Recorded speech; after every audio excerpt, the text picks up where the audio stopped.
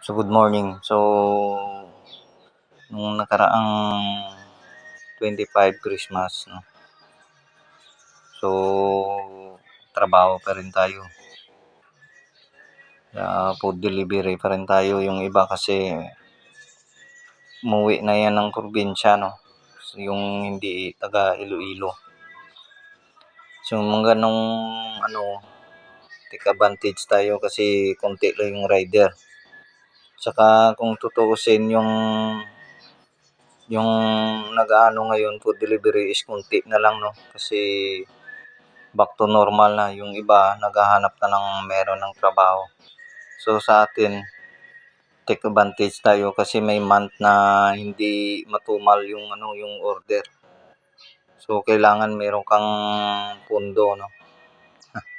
Para pag tagutom meron kang pera. Thank you.